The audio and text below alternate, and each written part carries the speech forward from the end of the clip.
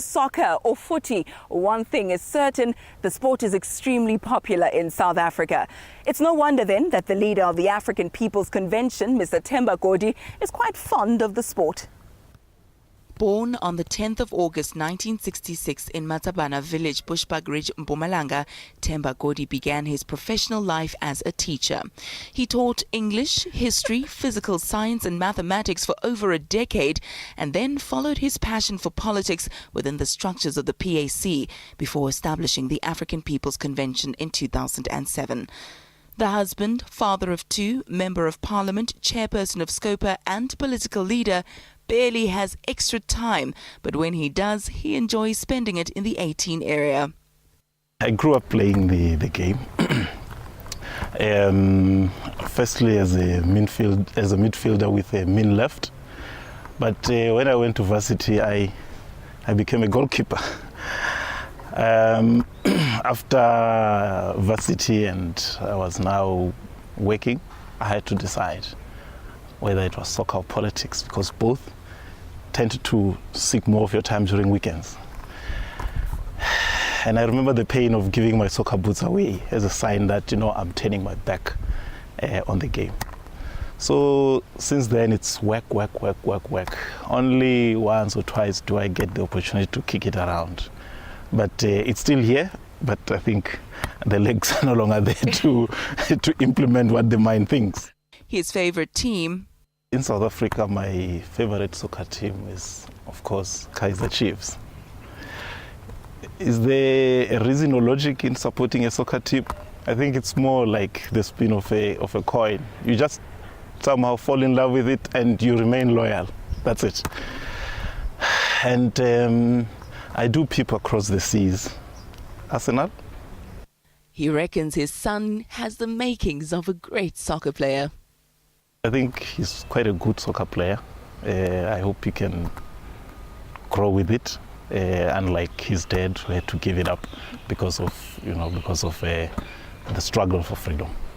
But what was he like as a child?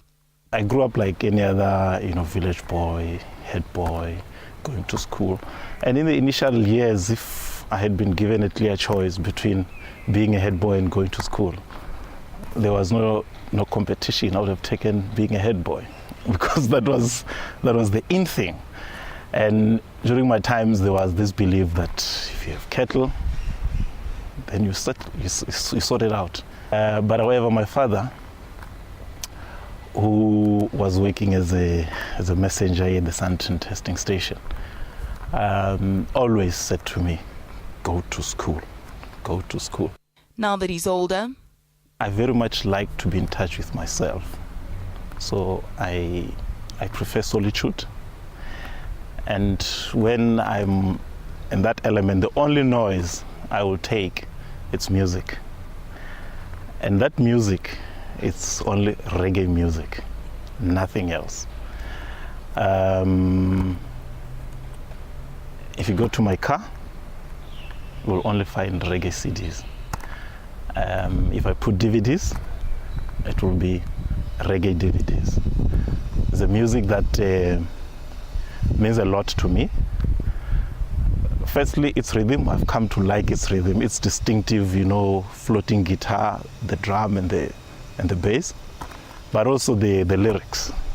It's not about take me to the moon, let me dance on the stars kind of stuff, even though it's there, but in line with the activist that I am, it continuously replenish my sense of focus and direction.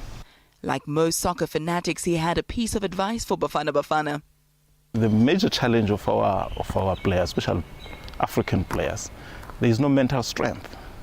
And this cannot be isolated from the dysfunctionality that afflicts the African community in general, because they are its product. So I would say mental strength, dedication, commitment. I mean, if poor countries, DRC, can produce players who, when they're on the field, they give their all. We have the facilities, we have the organization, we have the resources. But our performance is the exact opposite. I think it has to do with character. I could certainly use that tip myself. This game is over. Ayanda-Allie Paine, Pretoria.